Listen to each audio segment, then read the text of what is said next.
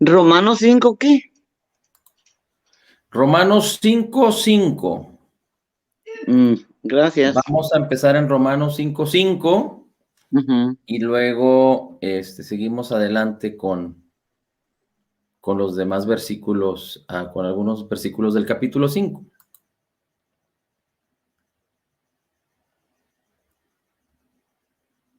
Así es que Romanos 5:5 dice, y la esperanza no avergüenza, porque el amor de Dios ha sido derramado en nuestros corazones por el Espíritu Santo que nos fue dado. Y aquí es importante que resaltemos tres cosas fundamentales. Una de ellas es la esperanza. La esperanza tiene que ver con una intensa anticipación del bien. ¿Qué significa esto? Que en nuestro corazón, en nuestra mente, en nuestro ser, debe haber una habilidad, debe haber un ejercicio por el cual de una manera apasionada, de una manera fuerte, de una manera intensa, nosotros estemos buscando, de una manera anticipada, es decir,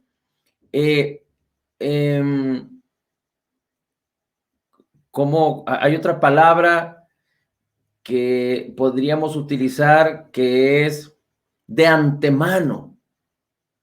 De antemano, conocer la benignidad, la gran bondad y benignidad de Dios y de todo lo que nos ha provisto por gracia en Cristo Jesús, para que nuestros ojos estén puestos en Jesús, para que nuestros ojos estén puestos en Jesús, el autor y consumador de la fe, y que nosotros entendamos y sepamos no solo lo que hemos sido llamados, y que en cuanto al llamamiento, pero también que Dios nos ha concedido la oportunidad de participar de sus riquezas en gloria en Cristo Jesús. Pero entendiendo que Dios es bueno y que Dios nos ama de una manera profunda y nunca dejará de hacerlo, y nos ha dado la abundancia de su gracia y de su justicia. Así es que de antemano nosotros tenemos que entender que el bien y la misericordia nos siguen, nos alcanzan, que nuestro futuro está determinado por la abundancia de gracia y el regalo gratuito de la justicia de Cristo, que nuestro futuro está determinado porque somos altamente favorecidos en Cristo Jesús, que nuestro futuro está determinado que somos grandemente bendecidos en Cristo Jesús. Pero recuerde, es por fe. Necesitamos caminar por fe. Necesitamos ejercitar nuestra fe, porque de nada sirve tener un conocimiento anticipado, sino de la palabra, de la benignidad de Dios, si no añadimos fe a la palabra que tenemos. Pero meditar la palabra, hacer nuestra la palabra, es creerla, es hacerla nuestra, es permitir que caiga en buena tierra y que produzca fruto. Es decir, no solo un razonamiento o conocer la palabra de manera racional, pero conocerla de manera relacional. Es decir, de relación, de tener intimidad con la palabra. Así es que la esperanza, que tiene que ver con hablar la palabra, palabras que no hemos hablado. Recuerde que el futuro puede estar referenciado, puede estar determinado por las palabras que usted no ha hablado, pero cuando usted habla la palabra de vida, la palabra de Cristo, pensamientos que usted no ha pensado, cuando usted pone los pensamientos de Cristo en su mente y en su corazón, que tienen que ver con la palabra. Es decir, ya está la palabra en su boca, en sus pensamientos, en su corazón, y tiene que ver con acciones que no ha hecho, pero cuando usted diligentemente permite que la palabra renueve sus pensamientos, entonces su vida va a ser transformada. Usted va a ser de acuerdo a lo que sus pensamientos son en su corazón. Usted va a actuar, usted va a manifestar de acuerdo a lo que hay en su corazón, de la abundancia de su corazón. Así es que cuando en la abundancia de su corazón habita Cristo, habita la palabra, entonces usted va a manifestar la gloria misma de Jesús, porque la palabra va a tener el poder de renovar su mente para que su vida sea transformada, y el Espíritu de Dios que mora en usted hará esa obra en conjunto con la palabra. Ahora, esta esperanza, que es una intensa anticipación del bien que Dios ya tuvo para con nosotros en Cristo Jesús. Recuerde, Filemón 1:6 dice que la fe puede manifestar su eficacia cuando nosotros tenemos intimidad, cuando meditamos, cuando conocemos, cuando hemos creído, cuando hemos hecho nuestra la palabra que habla de toda la benignidad que Dios ya ha hecho para con nosotros en Cristo Jesús. Así es que la esperanza es muy importante. Siempre tenemos que esperar lo que proviene de Dios. De Dios viene toda buena obra y todo don perfecto. Así es que cuando usted y yo ponemos nuestras mentes y nuestros corazones en las cosas del Espíritu, en las cosas de la palabra, en las cosas de la benignidad de Dios, en las cosas de la bondad de Dios, de la obra terminada, completa y perfecta, del llamamiento, de las riquezas en gloria, del amor, del perdón, de la paz, de la justicia, de la gracia, entonces téngalo por seguro que el bien y la misericordia estarán alcanzándole y usted estará prácticamente, su futuro estará determinado por la benignidad y la bondad, por el favor de Dios en su vida. Pero si usted abre sus oídos a la incredulidad tiene el poder, la mentira, el engaño, la confusión, el temor, etcétera, etcétera, tienen la facultad, tienen el poder de causar tanto engaño en su vida, en la mente del hombre, que muchos hombres, al tener sus oídos abiertos a la incredulidad, lo que ellos esperan es, tienen una intensa, pero no como algo apasionado, sino como un terror, como algo que ya es parte de su vida, porque lo han experimentado, porque lo han validado, porque lo han determinado por los hechos. Los hechos han determinado, ellos, cuando el hombre abre sus oídos y sus corazones a la incredulidad, tal parece como que todo ya está determinado, la maldad, el temor, la mala fortuna, los problemas. Es decir, siempre que el hombre tiene su corazón a la incredulidad, va a pensar y a actuar de acuerdo y va a esperar de acuerdo a cómo sucede, es decir, a la causa y al efecto. Y en este mundo no se puede esperar nada bueno. Así es que imagínense, si nosotros abrimos nuestros oídos y nuestras mentes y nuestros corazones a la incredulidad, vamos a quedar vulnerables al pánico, a la incertidumbre, al temor, a la duda, a la frustración, a la amargura, a la falta de perdón, a la falta de amor. Y no queremos estar esperando eso para nosotros ni para nuestras familias. No queremos que al levantarnos en la mañana estemos pensando en la problemática, en las posibles equivocaciones o en los posibles efectos de los problemas hacia nosotros y hacia nuestras familias, que estemos pensando en la posibilidad de caer enfermos o de quedar en deudas o quedar en escasez o perder todo lo que tenemos. No, no, no. Así actúa el mundo. No debemos esperar ser rechazados socialmente o ser de alguna manera afectados, robados, maltratados como seres humanos. No estoy hablando por obra del evangelio, estoy hablando como personas normales en la sociedad. Por lo tanto, nosotros debemos impedir a toda costa abrir nuestros oídos a la incredulidad, porque Dios quiere que nosotros tengamos una intensa anticipación del bien, de la benignidad de Dios. Cerrar nuestros oídos a las malas noticias es sabio.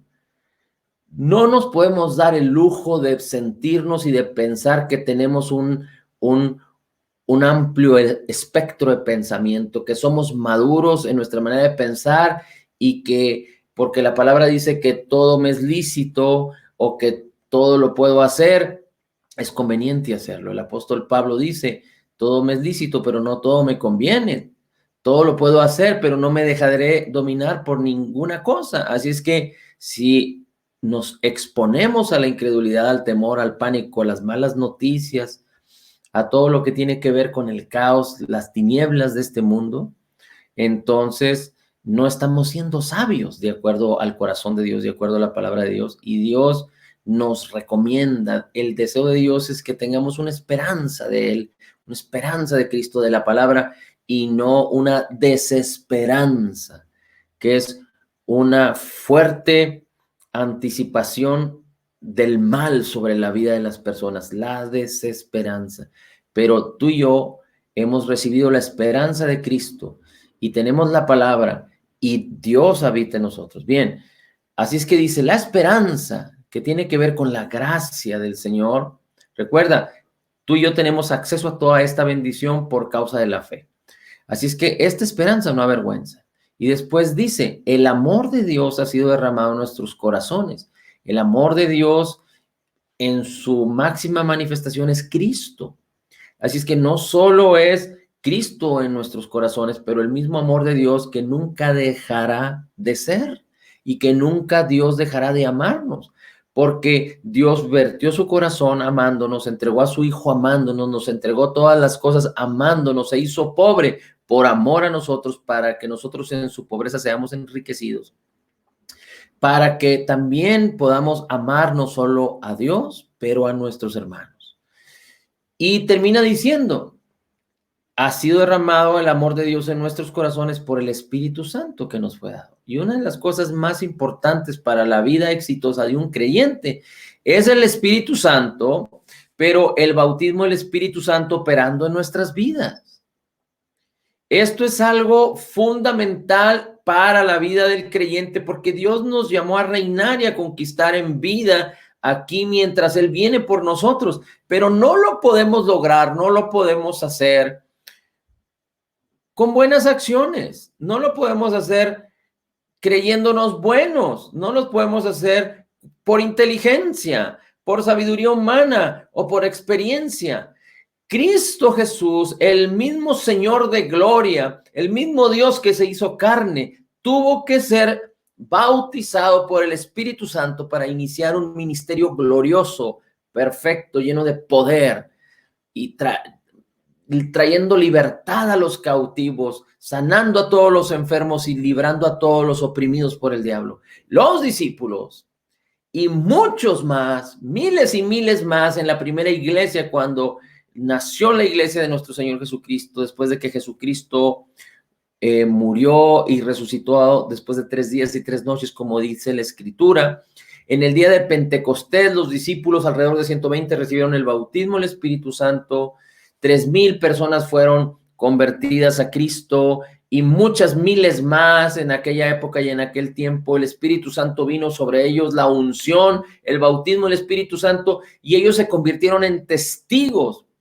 Ellos hicieron las obras de Jesucristo, se manifestó el poder de una manera extraordinaria. Señales, prodigios y milagros confirmaban la palabra de los apóstoles, la doctrina de los apóstoles, porque a eso fuimos llamados tú y yo. Marcos 16, cuando dice, estas señales seguirán a los que creen, en mi nombre echarán fuera demonios, pondrán sus manos sobre los enfermos, y sanarán, hablarán en otras lenguas, y si comieren cosa mortífera no les hará daño, en sus manos tomarán serpientes. Es decir, todas estas señales y prodigios que habla Marcos 6 y que habla la Escritura en Mateo, que dice el Señor Jesús, toda autoridad me ha sido dada y Él nos la entregó, y todos los hechos de los apóstoles y todo lo que el apóstol Pablo describe en Corintios y describe en Efesios. Y recuerde usted que Efesios capítulo 1 habla del glorioso poder que levantó a Cristo entre los muertos, que mora en nosotros y que está disponible para nosotros.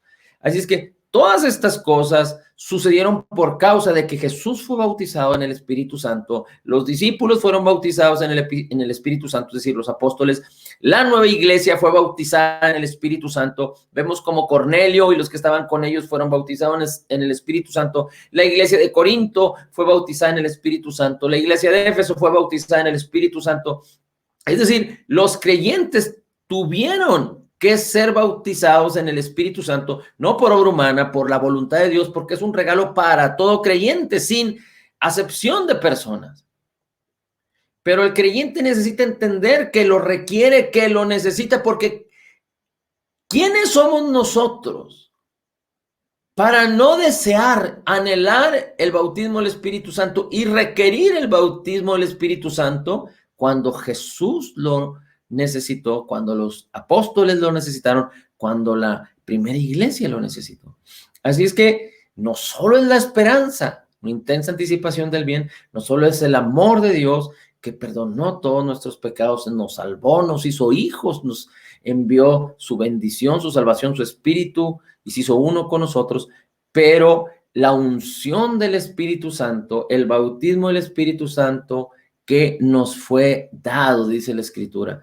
Tú y yo tenemos que estar conscientes de ello y movernos en el poder de Dios, porque sin el poder de Dios simplemente seríamos ineficaces, creyentes que no pueden vivir y apropiarse de lo mejor que Dios ya nos concedió por gracia, de lo mejor de Dios, y todo lo mejor de Dios ya nos fue concedido por gracia en Cristo Jesús. No considerar el bautismo del Espíritu Santo y no movernos en el poder de Dios por causa del bautismo del Espíritu Santo sería limitar a Dios, ser creyentes que no pueden concebir a la manifestación gloriosa de lo que Jesús es. Nuestro espíritu es perfecto, pero Dios no puso una perfección y una gloria y toda la bendición en nosotros y todo lo que nos fue concedido por gracia en nuestro espíritu para que nosotros vivamos una vida normal como los demás que no conocen a Dios y que al final de los tiempos, cuando vayamos con Cristo y que el Señor nos diga qué fue lo que hiciste en la tierra para recompensa, dice la Escritura, nosotros no tengamos, lo intenté, pero no pude, intenté hacer esto, pero no pude, Señor, intenté hacer esto otro, pero tampoco pude, puse mis manos sobre los enfermos y tampoco sanaron, resistí al diablo y tampoco huyó, hablé prosperidad, sembré, diezmé, ofrendé, pero no pude vivir en tu riqueza. Toda mi vida fue una vida frustrada. ¿Por qué? Porque no entendiste la provisión de Dios, no entendiste el amor de Dios, la esperanza de Cristo y el bautismo del Espíritu Santo, necesario para todo creyente nacido de nuevo. Y vemos cómo muchos creyentes hoy en día, y la idea es estar animando una y otra vez en el nombre de Jesús para que todos volteen a Jesús, para que todos volteen a Dios, para que todos volteen al equipamiento, a la bendición que ya nos concedió el Señor por gracia, para que por la fe podamos apropiarnos de cada promesa. Pero decía que hay muchos creyentes que le dan gracias a Dios por vivir de la manera en la que viven como los demás, sin poder. Y Dios es digno de toda alabanza y de toda gratitud. Pero imagínate que un padre reciba la llamada de su hijo y su hijo vive en la miseria, enfermo. Claro, un hijo separado ya de los padres, es decir, casado. Su familia vive en la miseria, viven en enfermedad, lo han corrido de todos los trabajos, viven en depresión, le suceden, vive en crisis tras crisis y aunque sale de cada crisis, vive de crisis en crisis. Y entonces el hijo habla con su padre, le habla por teléfono al padre, a su papá, y le dice: Padre, te doy gracias por todo lo que hiciste por mí, porque me enseñaste, por todo lo que me has dado. Gracias, Padre, porque por la ayuda que me das aún ahorita, por la bendición que me compartes de tu mesa. Y resulta que aunque el padre tiene una cuenta que le ha provisto al hijo para que pueda de alguna manera utilizar dinero mientras su hijo sale adelante, y aunque el padre habla por teléfono a las empresas para que lo recontraten, el hijo, por falta de conocimiento, por falta de interés, no toma de la cuenta del padre, no toma de la mesa del padre. El padre siempre le dice: hijo, mi casa está disponible, abierta para ti y para tu familia en todo momento, para que te sacies, mi mano está disponible para ti, para ayudarte. Y el hijo le habla dándole gracias, pero nunca utiliza nada de lo que su padre le provee. Y inclusive le dice, Padre, gracias por la sabiduría y por todas las enseñanzas que me diste para vivir una vida exitosa. Y el hijo está viviendo en lo peor de este mundo. ¿Cómo crees que se sentiría el padre? Cuando el hijo le da gracias por todo lo que el padre hizo, pero el padre se da cuenta que su hijo no está utilizando nada de lo cual el padre le enseñó, el padre le dio, el padre le proveyó.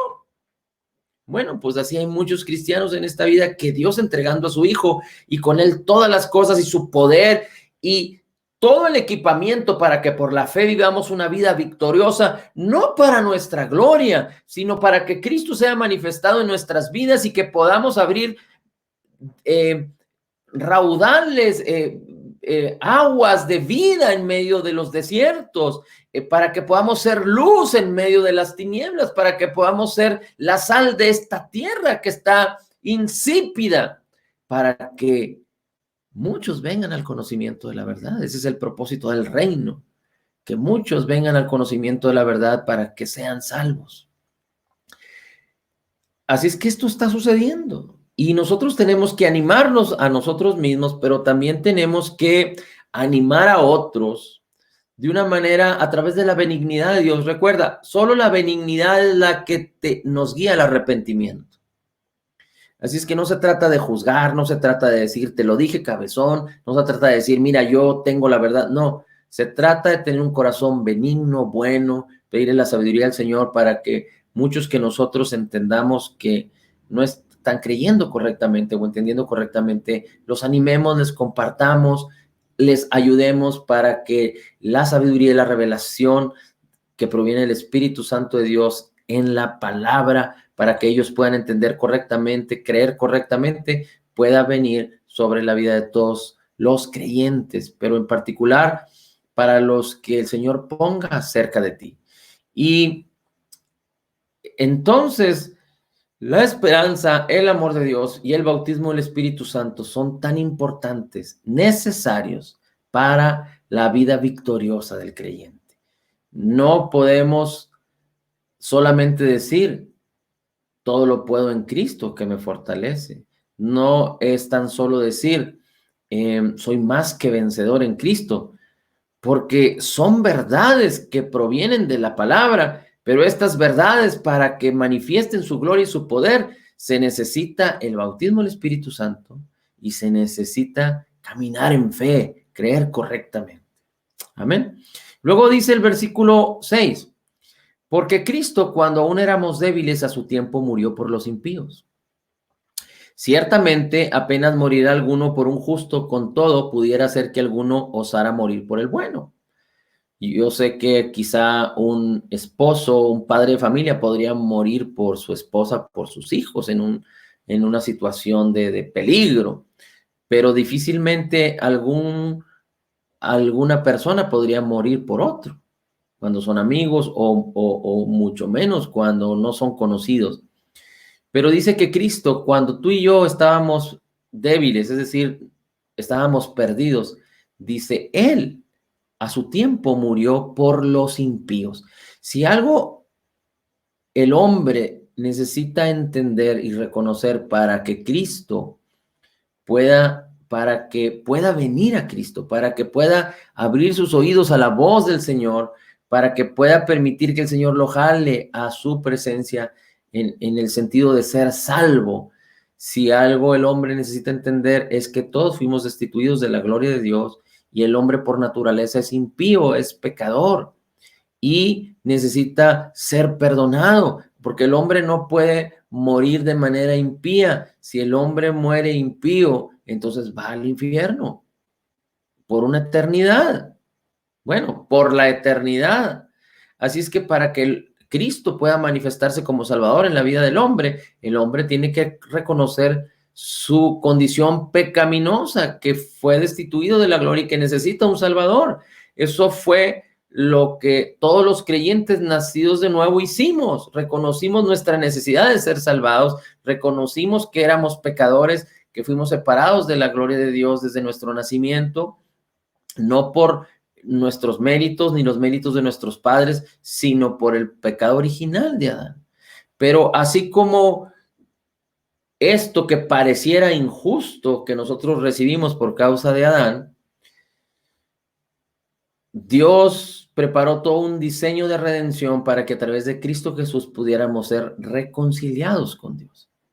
Dice el versículo 8, mas Dios muestra su amor para con nosotros, en que siendo aún pecadores, Cristo murió por nosotros. Pero este versículo 8, muchos lo utilizan, Romanos 5:8, pero es inexacto utilizar Romanos 5:8 a secas, porque el apóstol Pablo, que escribió Romanos, que es como la obra maestra del Evangelio, de la gracia y de la justicia, que el apóstol Pablo escribe por inspiración de nuestro Señor Jesucristo, tiene una connotación muy importante en los siguientes versículos. El 8 no es suficiente utilizarlo a secas, solo el 8, sino el 9, fíjese cómo dice, si Dios muestra su amor, el 8 dice, con nosotros, en que siendo pecadores, Cristo murió. El 9 dice, mucho más,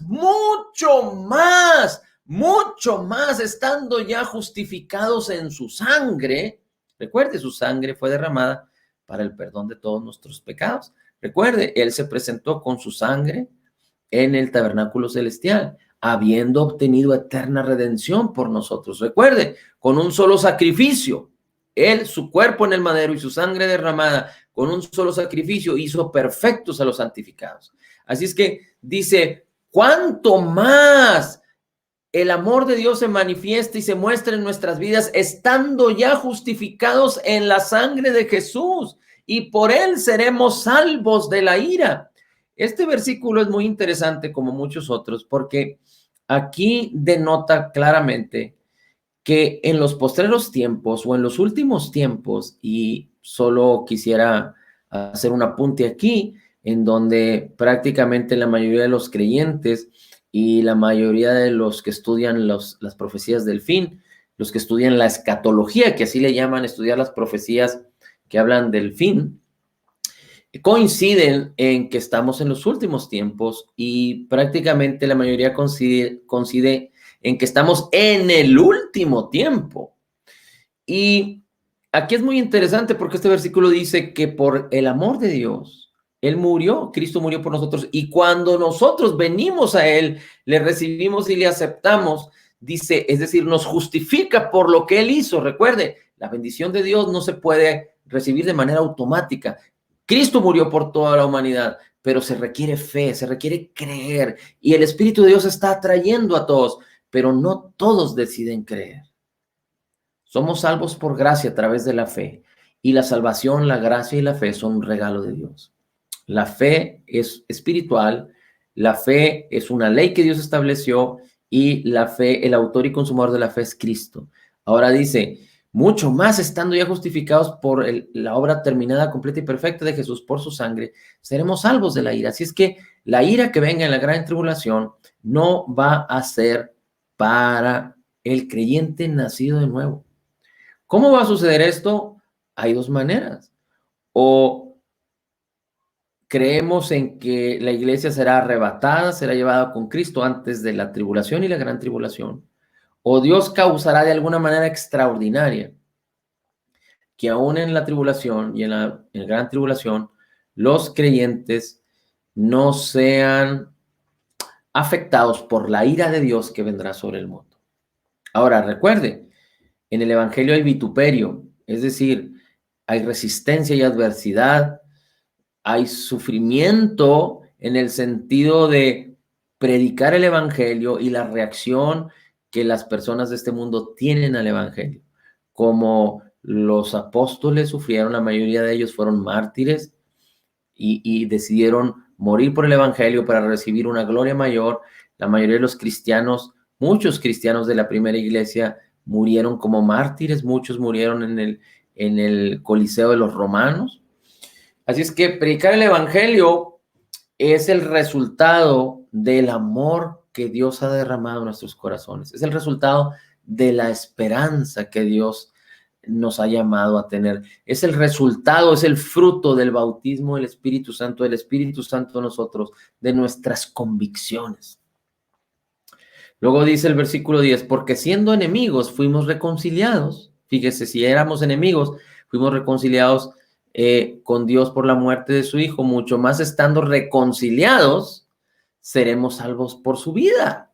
Es decir, Cristo hizo todo lo necesario para ser reconciliados, y cuando nosotros dijimos sí, creímos, entonces ahora que somos realmente reconciliados, que estamos reconciliados, que tenemos la garantía de la reconciliación por causa de que Jesucristo resucitó, entonces seremos salvos para una eternidad con Cristo por la vida de Cristo. El 11 dice, y no solo esto, sino que también nos gloriamos en Dios por el Señor Jesucristo, por quien hemos recibido ahora la reconciliación. Nos gloriamos en Dios por el Señor Jesucristo. No tenemos oportunidad de gloriarnos a nosotros mismos. No hay oportunidad de que podamos hacerlo porque no es por méritos. El Evangelio es el Evangelio de la gracia y de la justicia de nuestro Señor Jesucristo, y no podemos ganarlo, no podemos tenerlo por méritos, no podemos comprarlo con dinero. Es muy importante que tú y yo entendamos que el Evangelio de la gracia es la obra terminada, completa y perfecta de Jesús en plenitud, afectando nuestras vidas de una manera positiva, sin que nosotros le añadamos nada. Nosotros estamos destituidos de la gloria de Dios, no tenemos méritos, y cuando fuimos atraídos y reconciliados y restituidos y salvos porque recibimos a Cristo como Señor y Salvador y tenemos el perdón de nuestros pecados, y sabemos que no es porque intentemos hacer bien las cosas o porque hagamos bien las cosas que tenemos la justicia, es decir, una relación perfecta y permanente y sin obstáculos, sin mancha con nuestro Dios y Padre y con el Espíritu de Jesús, porque nuestro espíritu fue hecho perfecto, creado en la justicia y santidad de la verdad, y por eso el Espíritu Santo nos selló. Nuestro espíritu no puede pecar, pero Dios nos ama porque Él es amor. Dios nos perdonó por lo que Jesús hizo. Así es que lo que usted haga o deje de hacer no invalida la obra terminada, completa y perfecta de Jesús. No invalida a favor de usted el nuevo pacto en su sangre.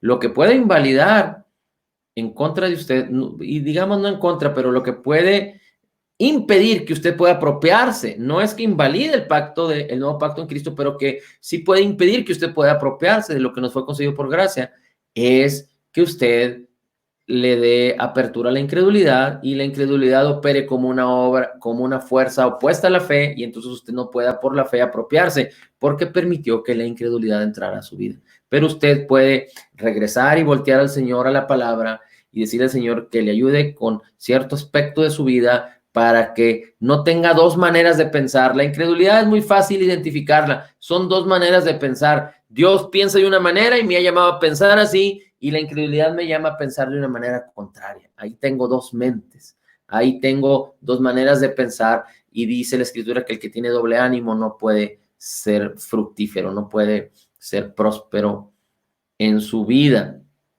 Y voy a terminar el versículo 12 y me voy a ir al 18, y con eso terminamos por el día de hoy. Dice el versículo 12, por tanto, como el pecado entró en el mundo por un hombre, y por el pecado la muerte, así la muerte pasó a todos los hombres por cuanto todos pecaron. Y el versículo 18 dice, así que como por la transgresión de uno vino la condenación a todos los hombres, de la misma manera por la justicia de uno vino a todos los hombres la justificación de vida. Es decir, lo que dijimos ya, todos los hombres nacieron pecadores.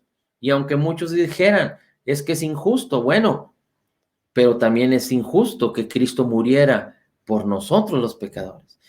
Y muchos aceptan el hecho de que somos pecadores, o más bien aceptan el hecho de que por causa del pecado original nacimos pecadores y éramos pecadores, pero muchos lo aceptan de una manera cabal, pero no aceptan el hecho de que ahora somos justificados por la fe de Jesús. De una manera muy sencilla, aceptan el hecho de que nacimos pecadores y que el hombre es pecador, pero muchos creyentes nacidos de nuevo rechazan el hecho de que ahora somos perfectamente justos por causa de la fe en lo que Jesús hizo por nosotros en la cruz. Así es que sí aceptan con fidelidad lo que un hombre pecador hizo, Adán, pero no aceptan por la fe lo que la persona divina y maravillosa, el perfecto Jesús, el perfecto Señor de gloria, hizo en la cruz del Calvario, en su obra terminada y completa a favor de nosotros, y que nos podemos apropiar y poder entrar a lo que Cristo nos otorgó por gracia a través de la fe. Así es que podemos ver creyentes en las iglesias, inclusive líderes que enseñan esto, en donde eres pecador, eres pecador, eres pecador, y aceptan el regalo de Adán, pero no aceptan y no creen el regalo por gracia de Cristo Jesús, porque quieren ganarse la justicia de Dios a través de santidad, a través de la oración, a través de la lectura de la palabra, a través de servir en una cosa y de servir en otra, y de hacer acá y de hacer allá. Es por gracia, no es por obras. Lo que nosotros hagamos creyendo en la obra terminada de Jesús y aceptando el hecho de lo que Cristo hizo por nosotros, justificándonos total y completamente, perfectamente. Cuando entendemos esto, el resultado que trae la abundancia de gracia y la justicia, el perdón que hemos adquirido, el Espíritu Santo en nosotros, la relación de la palabra, la santidad de Dios es el resultado. La santidad de Cristo en nuestras vidas es el fruto de que hemos entendido que fuimos justificados. El servir al Señor de alguna manera o de otra es el fruto, no como exigencia o condenación, sino como fruto, como resultado, porque lo hacemos motivado por el amor. Así que seguramente muchos de aquellos que aceptan el pecado de Adán y que nacimos pecadores y que somos pecadores, pero rechazan o no aceptan del todo lo que la perfecta obra terminada, completa y perfecta de Jesús en el Calvario hizo por nosotros, entonces realmente no están siendo motivados por el amor. Porque cuando tú eres motivado por el amor, entiendes lo que Dios hizo a través, salvando al hombre, a través de Cristo Jesús en su obra terminada, completa y perfecta. Y esto es algo extraordinario para el que cree. Pero para el que no cree, es difícil vivir así. Vivir bajo culpa, bajo condenación, bajo exigencia, tratando de conquistar y de lograr para que Dios se agrade de ti, cuando el hombre no ha entendido que sin fe es imposible agradar a Dios. Y esta fe es un regalo de Dios. Y esta fe es la fe de Cristo. Y cuando hablamos de la fe de Cristo, hablamos de poner nuestros ojos y nuestros corazones entregados en la persona divina y maravillosa, que es Cristo Jesús, y en su obra terminada, completa y perfecta a favor de todos los que creen. Así es que tú y yo, si creemos, si somos creyentes nacidos de nuevo y creemos de tal manera, podemos decir en cada momento y confesar con libertad, porque a eso nos ha llamado Cristo, a libertad. Pero cuando no se entiende esto, no se vive en libertad, se vive en esclavitud, en temor, queriendo agradar a Dios y que Dios no se enoje con nosotros, cuando Dios nunca dejará de ser como es, lleno de benignidad, de bondad, de amor. Los que no aceptan esto no están entendiendo la preciosa y maravillosa, perfecta naturaleza del corazón de Dios, del Padre, del Hijo y del Espíritu Santo. Pero hay mucho que hacer, porque te diría que la mayoría de los creyentes piensan de una manera equivocada. Así es que aquellos que hemos podido entender cómo es que Dios opera y cómo es que Dios hizo para favorecernos a través de lo que Jesús hizo y cómo es 100% su obra terminada, sin la influencia nuestra, sin nosotros añadir nada. Cuando entendemos esto, entonces nos podemos dar cuenta que tenemos mucho trabajo por hacer, porque debemos pedirle a Dios sabiduría para que nos ayude a que muchos otros sean bendecidos de acuerdo a la palabra, al amor, a la bondad, a la gracia y a la justicia de nuestro Señor Jesucristo. Gracias, Señor. En Cristo podemos declarar que somos totalmente perdonados, perfectamente justificados, altamente favorecidos, profundamente amados, grandemente bendecidos, más que vencedores en Cristo Jesús. Como Jesús es, así somos nosotros en este mundo, porque somos la justicia de Dios. En Cristo Jesús podemos decir, todo lo puedo en Cristo que me fortalece. Amén. Amén y amén. Amén y amén. Amén, amén. Gloria. Bendiciones Amén, a amén. todos. Gracias. Buenas Buenas noches. noches. Nos vemos mañana. Buenas noches a todos. Mañana. Amén. Buenas noches. Bye. Adiós. Adiós. Adiós. Adiós. Adiós.